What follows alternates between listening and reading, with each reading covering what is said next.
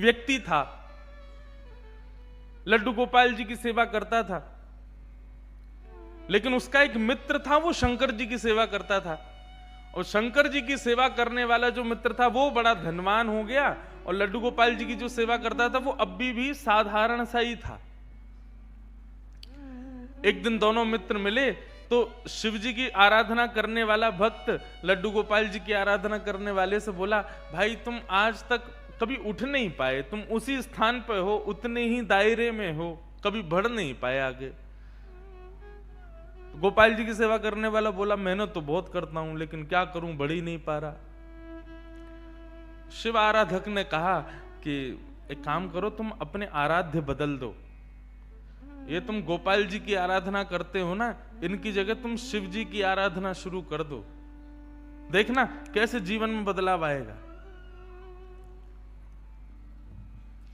व्यक्ति के अंदर सबसे बड़ी कमी क्या है? ठाकुर जी के प्रति अविश्वास, अपने कर्तव्यों के प्रति अविश्वास, और सबसे बड़ी बात कहूं, अपने प्रति अविश्वास। सेल्फ कॉन्फिडेंस लेवल बिल्कुल शून्य है हम लोगों का, खुद पर ही भरोसा नहीं है हमें, हम जो कर रहे हैं, हमारी जो क्रिया है वो उचित है कि नहीं, हमें दूसरे से राय लेने की जरूरत पड़ती है।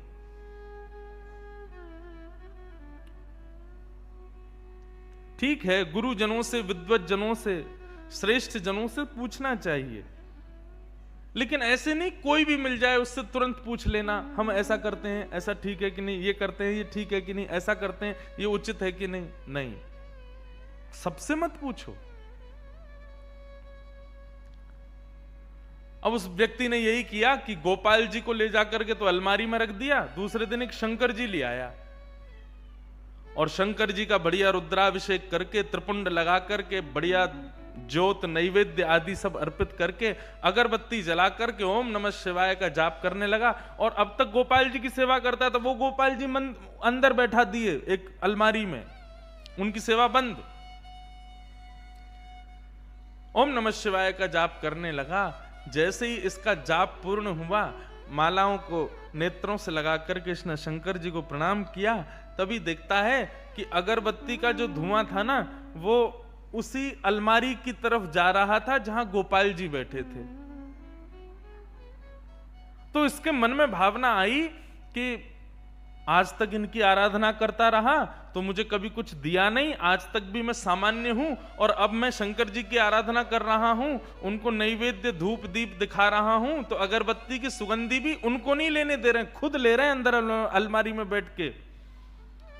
रुको, इनको अभी बताता हूं। उठ करके गया, अलमारी खोल करके जैसे ही गोपाल जी को पकड़ने लगा, इतने में ही गोपाल जी सच में प्रकट हो गए, और उस प्रकट होकर के उसका हाथ पकड़ लिया। जैसे ही गोपाल जी प्रकट हुए, उस भक्त ने कहा, बोले भगवान आप प्रकट हो गए? बोले हाँ प्रकट हो गए। बोले तो फिर ये तो मैं सबको बता दूंगा कि भाई शिव जी की आराधना से गोपाल जी प्रकट होते हैं। गोपाल जी बोले नहीं भैया, हम शिव जी की आराधना से प्रकट हुए, ऐसी बात नहीं है। तुम शिवाराधना करो, सूर्य आराधना करो, चंद्र आराधना करो, किसी की भी आराधना करो, उससे हमको कोई दिक्कत नहीं है, लेकिन आज हम प्रकट किस लिए हुए ये ध्यान से सुनना। आज तक तुमने केवल हमको अष्ट धातु की एक मूर्ति समझा था, तुम्हारे मन में कभी ये भावना नहीं आती थी कि इनकी आंखें भी हैं, इनकी नाक भी है, इनकी जीभ भी है, इनके कान भी हैं, इनकी त्वचा भी है, इनके हाथ पैर भी हैं। परंतु आज जब वो अगरबत्ती का धुआं सहज ही मेरी तरफ आ गया, तो तुम्हारे मन में ये भावना आई कि अगरबत्ती की सुगंधी मैं ले रहा हूं, मतलब मैं जड़ नहीं हूं, मैं चैतन्य हूं। वास्तव में शिवाराधना ने मुझे प्रकट नहीं किया, तुम्हारे हृदय में जो चैतन्यता का भाव मेरे प्रति आया है उसने मुझे प्रकट किया है। ये चैतन्य हम मानते हैं? नहीं मानते। आपके यहां तो सर्दी पड़ती नहीं है, लेकिन मैं शॉक्ड था। कलकत्ता में कल जब उतरा तो मैं जैकेट पहन के आया था, क्योंकि दिल्ली का टेम्परेचर था 7 और कलकत्ता का था मेरे ख्याल से 21 या 22। तो रात में जब उतरा तो वहां पर मैंने पुलिस कर्मियों को देखा, वो मुफलर पहन के घूम रहे थे। उनको देख करके मुझे लगा कि मैंने कहा भैया ये यहां पर मुफलर पहनने तो दिल्ली में इनका क्या हाल होगा। आपके बंगाल में तो सर्दी हमारे लायक तो नहीं पड़ती, पर ऐसी शीतकाल में कई लोग घरों में सेवा करते हैं, ठाकुर जी को स्नान कराते हैं और स्नान के लिए शीत जल से ही स्नान करा देते हैं। ये भी विचार नहीं करते कि थोड़ा जल जो है थोड़ा गुनगुना कर लें, इसको थोड़ा उष्ण कर लें। क्यों? ये शीत जल से आप क्यों स्नान करा देते हो? क्योंकि आपके हृदय में ठाकुर जी के प्रति चैतन्यता नहीं है।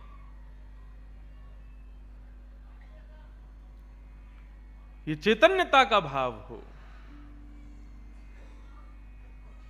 मैं ये बात इसलिए कह रहा हूं कि ठाकुर जी का स्वीकारीकरण तभी होगा जब ये तीन चीजें होंगी, सत्य, चैतन्य और आनंद। सबसे पहले सत्य को स्वीकार करो, उसके बाद ठाकुर जी चैतन्य हैं यह स्वीकार करो, उनके प्रति चैतन्यता का भाव रखो। और तीसरा आनंद। ठाकुर जी का गुण है कि एक बार उनको प्रणाम करने वाले व्यक्ति के ठाकुर जी तीनों प्रकार के तापों को नष्ट करते हैं, आदि दैविक, आदि भौतिक, आध्यात्मिक। ताप किसे कहते हैं? ताप कहते हैं दुखों को। अब एक बात मेरी थोड़ी ध्यान से सुनिएगा बंधुओं, भगवत सन्निधि लेने से, भगवान के सन्मुख जाने से, भगवान की बहुत सेवा करने से और सत्यचंडी यज्ञ कराने से, रुद्राभिषेक कराने से, हनुमान जी पर चोला सुंदरकांड आदि कराने से जीवन में दुख खत्म हो जाते हैं? ऐसा नहीं होता। बिल्कुल स्पष्ट बोल रहे हैं हम। दुख आपके प्रारब्ध से आपको प्राप्त है, आपके कर्मों से आपको प्राप्त है। देवता का वंदन करना, देवता को पूजना, देवता की किसी आराधना से उस दुख को नष्ट की इच्छा नहीं होगा। आप कहेंगे तो फिर क्या होता है? भगवत आराधन करने से, भगवत सन्मुख जाने से, भगवत सन्निधि प्राप्त करने से दुख तो जीवन में आएगा, परंतु भगवत सन्निधि के कारण उस दुख से लड़ने की क्षमता आपको प्राप्त होगी। और इसका सबसे बड़ा प्रमाण पता है क्या है? गीता, महाभारत। अर्जुन के साथ थे भगवान, उसके सारथी थे भगवान। चाहते तो भगवान एक भ्रगुटी टेढ़ी कर लेते, थोड़ा बस क्रोध भर के देख लेते तो कौरव वैसे ही मर जाते, लेकिन नहीं। भगवान ने बार बार अर्जुन को समझाया और कहा तुम युद्ध करो, युद्ध करो, युद्ध करो। और सारा युद्ध 18 दिन तक करवाया अर्जुन के द्वारा। भगवान चाहते तो युद्ध को 2 मिनट में समाप्त कर देते, लेकिन नहीं, कर्म करवाया।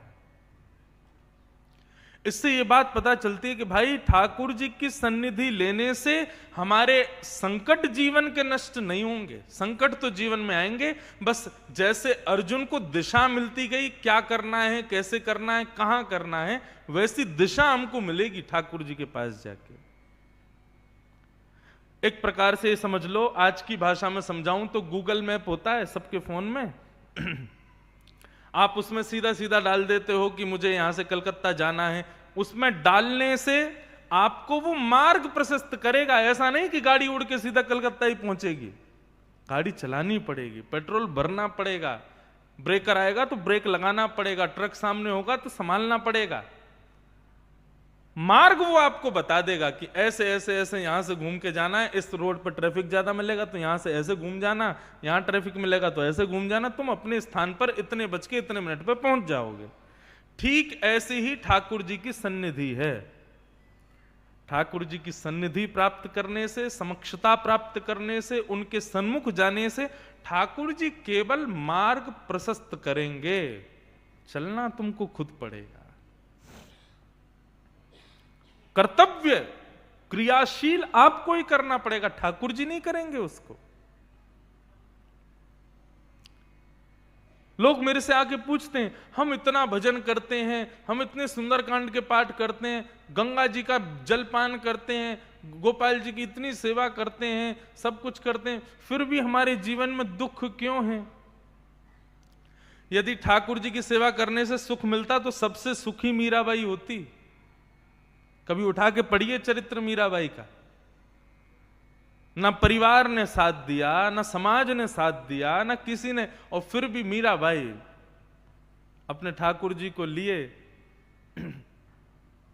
भाई छोड़या बंधु छोड़या, छोड़या जग सोई। भाई छोड़या बंधु छोड़या, छोड़या जग सोई। साधुअन संग बैठ बैठ, साधुअन संग, साधुअन संग बैठ बैठ, साधुअन संग लोक लाज खोई रे। मेरे तो गिरधर गोपाल, मेरे तो गिरधर गोपाल, मेरे तो गिरधर गोपाल, मेरे तो गिरधर गोपाल।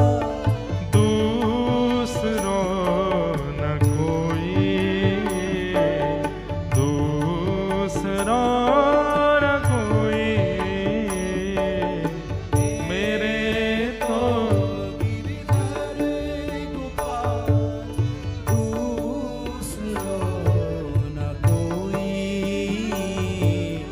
दूसरो न कोई, ओ मेरे तो गिरधर गोपाल, मेरे तो गिरधर गोपाल।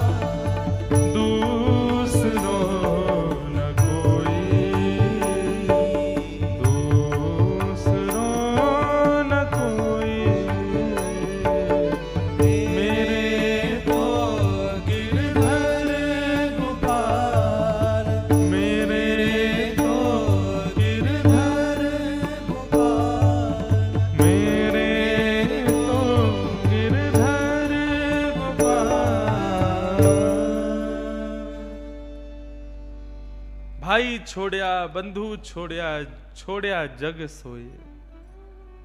साधुअन संग बैठ बैठ लोक लाज खोई। कुछ भी नहीं था मीराबाई के पास, केवल विश्वास अपने गोपाल के प्रति, अपने गिरधर के प्रति। कितने संकट मीराबाई के जीवन में आए। संकट दूर होते हैं ठाकुर जी की सन्निधि में जाने से, ऐसा नहीं है। संकट तो आएंगे, पर उन संकटों से लड़ने का, उन संकटों से जूझने का बल जरूर ठाकुर जी प्रदान करते हैं। ये बात है।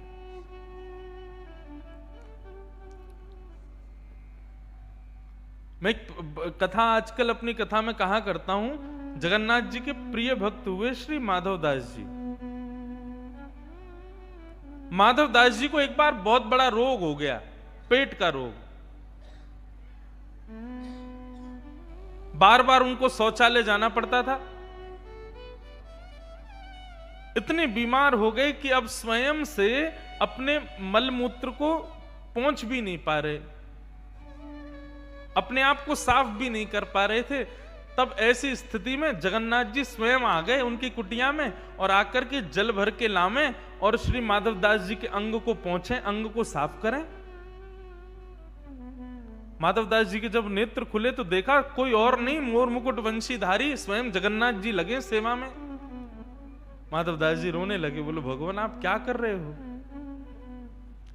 ठाकुर जी बोले क्यों माधव, तुम भक्ति मेरी सेवा करना जानते हो, मैं अपने भक्तों की सेवा नहीं कर सकता। माधवदास बेचारा मेरा इतनी पीड़ा में है, इतने कष्ट में है, उसको पेट का रोग हो गया है, वो स्वयं को स्वच्छ नहीं कर पा रहा। यदि मैं इतना कर दूं तो मेरी कोई प्रभुता घट थोड़ी जाएगी। मैं कोई ऐसा थोड़ी है कि भगवान तत्व से कोई पदभ्रष्ट हो जाऊंगा, क्या बुराई है?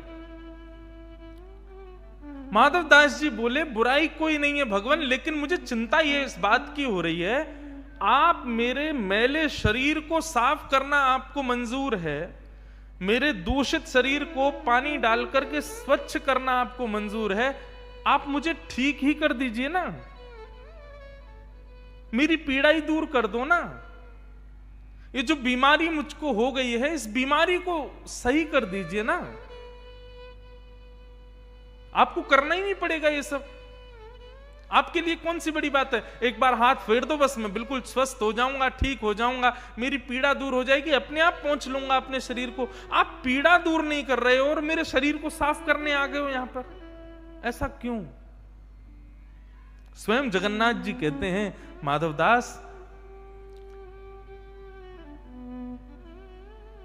हम लोग इस संसार में जब मानव को भेजते हैं ना, तो मानव अपने कर्म को यहां भोगने आता है पृथ्वी पर, और उसके जीवन में जितनी भी विपत्तियां आती हैं, आपत्तियां आती हैं, कष्ट आते हैं, ये सब उसके प्रारब्ध हैं, उसके कर्म हैं। यदि मैं कृपा करके, मैं थोड़ी दया करके अगर व्यक्ति के कर्मों से मिलने वाले दुखों को नष्ट कर दूंगा ना, तो कर्म तो बचा रह जाएगा, उसने भोगा ही नहीं, उसको भोगने के लिए फिर से आना पड़ेगा। आज माधव, तुम एक पेट के रोग के कारण तुमको मलमूत्र आदि तुम्हारा निकल रहा है, आज तुम स्वयं इसको साफ नहीं कर पा रहे, तुम चाहते हो कि मैं तुमको ठीक कर दूं। यदि मैंने तुमको ठीक कर दिया तो तुम्हारा बचा हुआ जो कर्म है उसको भोगने के लिए तुमको फिर से आना पड़ेगा। इसलिए जब मैं किसी से बहुत प्रेम करता हूं और बहुत जल्दी अपनी प्राप्ति कराने की इच्छा रखता हूं ना, तो उसके सारे संचित कर्मों को एक संग भोगवा देता हूं। जितना हो सके जल्दी जल्दी भोग ले, जल्दी जल्दी छुटकारा पा इस संसार से, निकल तू यहां से जल्दी। इसलिए भक्तों को, वैष्णवों को आप देखोगे, उनके आंखों में आंसू रखे ही रहते हैं। क्यों? कोई ना कोई संकट, कोई ना कोई ताप, कोई ना कोई दुख उनके जीवन में बना ही रहता है।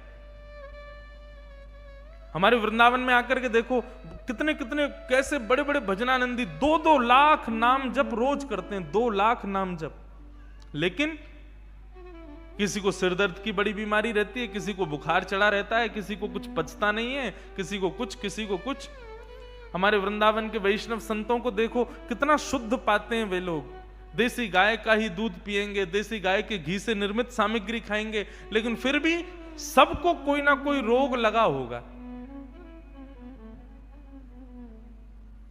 इससे ये बात समझ में आती है कि ठाकुर जी जल्दी छुटकारा देने के लिए उनके सारे प्रारब्धों को एक संग भुगवा रहे हैं।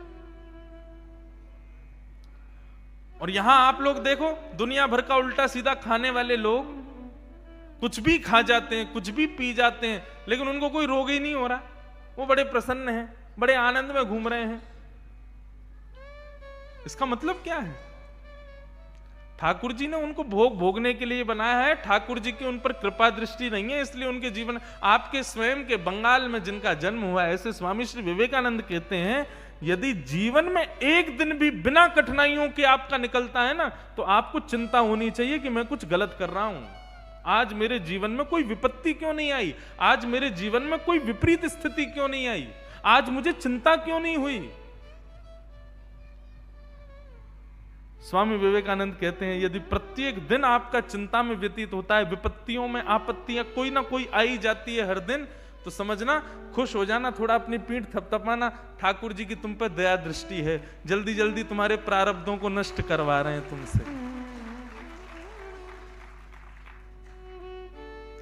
मुझसे लोग आके कहते हैं, महाराज जी, कई बार लोग मिलने आते हैं, महाराज जी हम बहुत दुखी हैं, बहुत कष्ट है, भोजन के लिए भी धन नहीं होता, बिजली का बिल भरने के लिए भी धन नहीं होता। ऐसे लोगों को देखकर के दोनों प्रकार की भावना मन में आती है, कष्ट भी होता है और ये भी लगता है कि भाई तेरी अब जल्दी जल्दी निवृत्त होने वाला है तू, इसीलिए इतना संकट जीवन में है। इसलिए आज इस बात को गांठ बांध लीजिए कि भगवत सानिध्य से कष्ट दूर नहीं होता, कष्ट से लड़ने का, कष्ट से जूझने का बल मिलता है। नाम जप करने से, हनुमान चालीसा करने से, कथा सुनने से, शंकर जी पर जल चढ़ाने से, देवी पूजा करने से, आदि आदि इन सब कर्तव्यों से आपके कर्म पूरे नहीं होंगे, क्रियाएं पूरी नहीं होंगी, आपके जीवन के कष्ट दूर नहीं होंगे। बस आपको बल मिलेगा, आपको विवेक मिलेगा। स्वयं श्री तुलसीदास जी महाराज कहते हैं, बिन सत्संग विवेक न होई, और राम कृपा बिन सुलभ न सोई। सत्संग करने से, भगवत सन्निधि जाने से विवेक मिलता है। एक विवेक का मतलब क्या है? विवेक का मतलब शुद्ध बुद्धि, सद असद का ज्ञान करवाने वाली बुद्धि, वो विवेक से प्राप्त होती है। और विवेक कथा से प्राप्त होता है, सत्संग से प्राप्त होता है।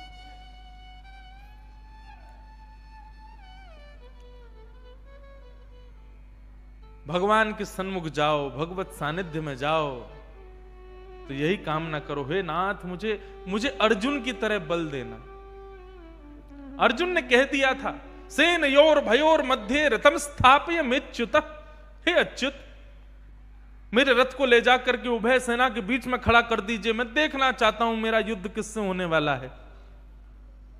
और भरी सभा के बीच में, भरी सेना के बीच में जब अर्जुन का युद्ध रथ खड़ा किया भगवान ने जाके, तो अर्जुन ने जब सामने नजर घुमाई और जब अपनों को पाया, रख दिए धनुष बाण नीचे, मैं युद्ध नहीं कर पाऊंगा, मेरे बस का नहीं है युद्ध करना, मैं इनको नहीं मारूंगा, ये मेरे अपने हैं। तब भगवान खड़े हुए, कमर पर हाथ रखी, बोले कायरों की सी बात करता है, युद्ध के बीच मैदान में आकर के कह रहा है कि मैं युद्ध नहीं करूंगा। और तब भगवान ने उसको गीता का ज्ञान दिया।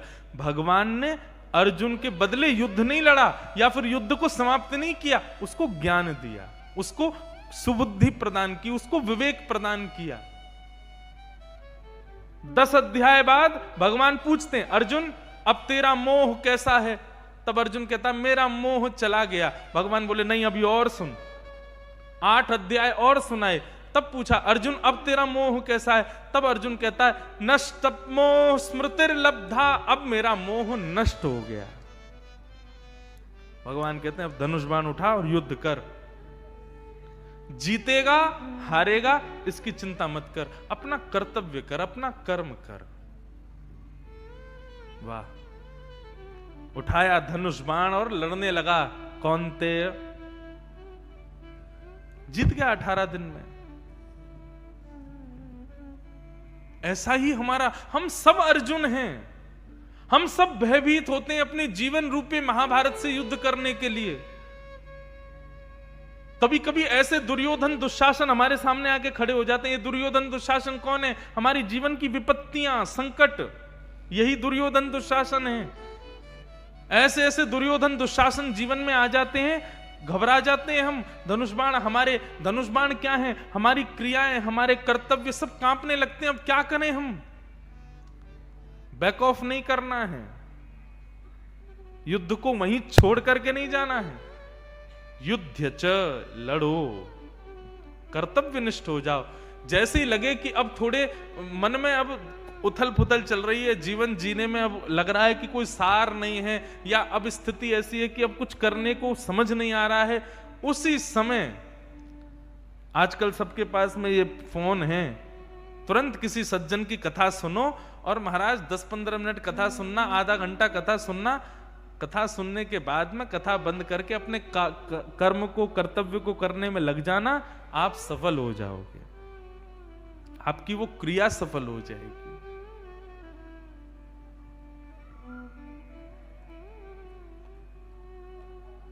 तापत्रय विनाशाय श्री कृष्णाय वयं नमः। ऐसे श्री कृष्ण को हम बारंबार प्रणाम करते हैं। बंधुओं, एक प्रकार से ये भी समझ सकते हैं कि भगवत शरणागति करने से, भगवत सानिध्य लेने से संकट तो जीवन में आएगा, लेकिन बिना भगवत सानिध्य के जितना कष्ट वो संकट देगा ना, भगवत सानिध्य के बाद उतना कष्ट नहीं देगा। पीड़ा तो होगी लेकिन उतनी नहीं होगी।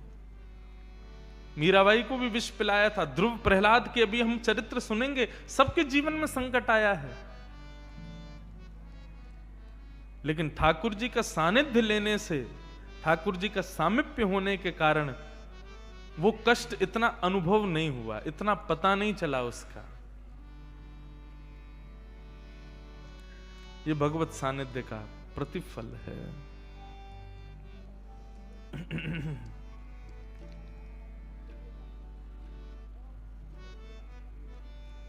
मैं एक भाव अपनी कथा में गाया करता हूं। ठाकुर जी पर भरोसा करके अपने कर्तव्यों को जियो और इस बात को दृढ़ निश्चित कर लो कि हमारे साथ हैं ठाकुर जी सदा। मेरा नाथ तू है, मेरा नाथ तू है, नहीं मैं अकेला, मेरे साथ तू है, मेरा नाथ तू। गाओ सब लोग। मेरा नाथ तू है, नहीं मैं अकेला, मेरे साथ तू है, मेरा नाथ तू है, मेरा नाथ तू है, नहीं मैं अकेला, मेरे साथ तू है, मेरा नाथ तू है,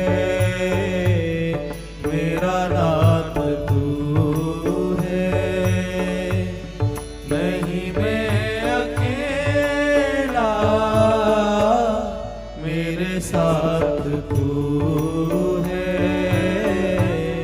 मेरा नाथ तू है, मेरा नाथ तू है। चला जा रहा हूँ मैं राह पे तुम्हारे,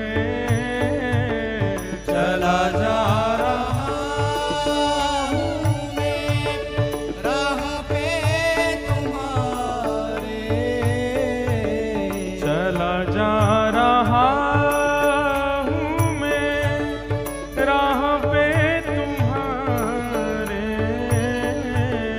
चला जा रहा हूँ मैं राह पे तुम्हारे, राहों पे आए जो तूफान आंधी, राहों पे आए जो तूफान भारे,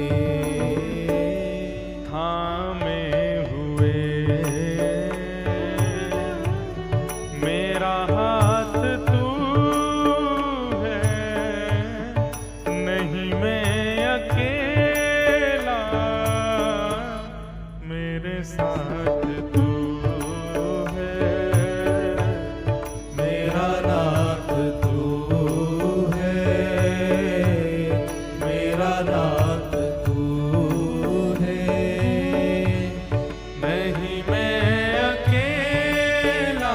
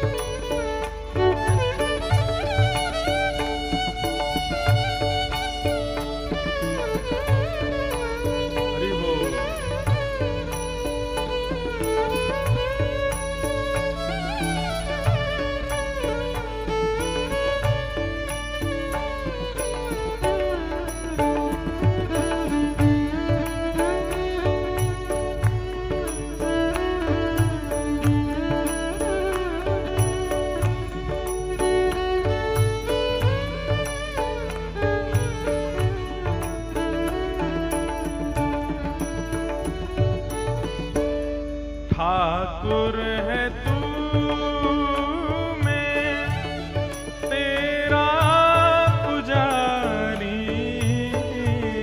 ठाकुर है तू मैं तेरा पुजारी, ठाकुर है तू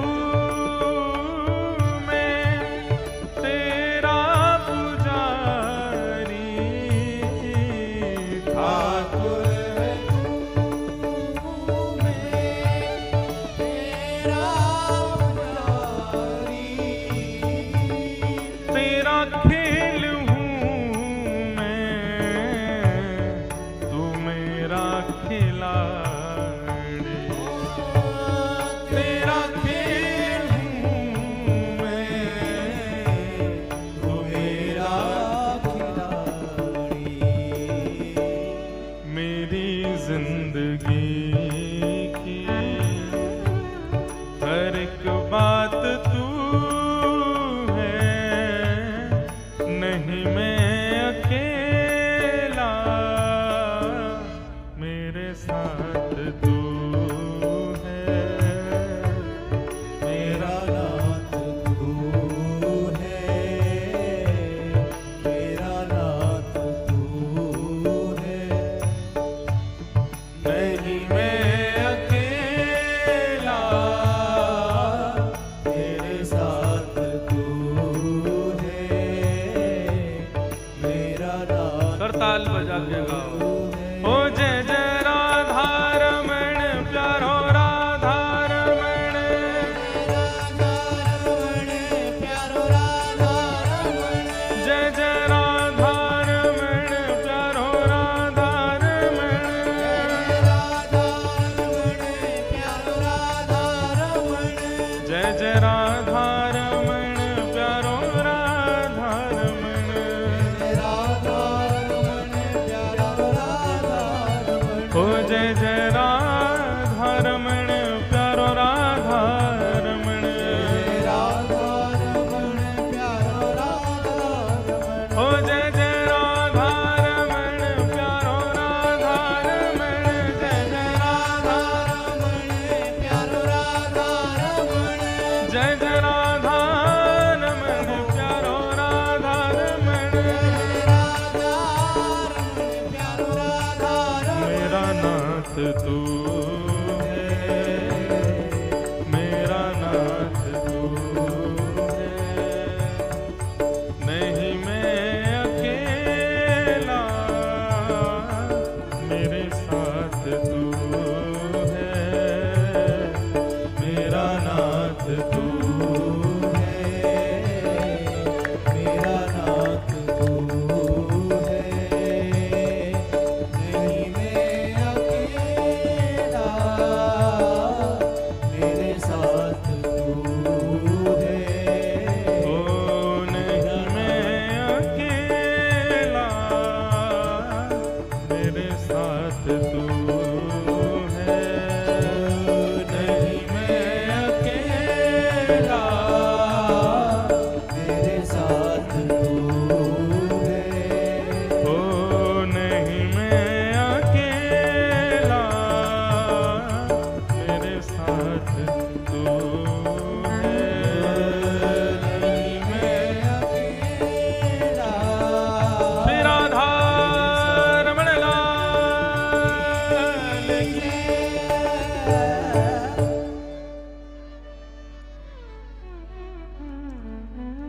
अनुब्रजाम में हम नित्यम पूये ये तन्य रेणुवि। भगवान कहते हैं मैं अपने भक्तजनों के पीछे ऐसे अनुगमन करता हूं जैसे गैया के पीछे उसका बछड़ा चलता है। ठाकुर जी इतने अधीन होकर के रहते हैं अपने भक्तों के, लेकिन वैष्णव भक्त हो तब ये संभव है।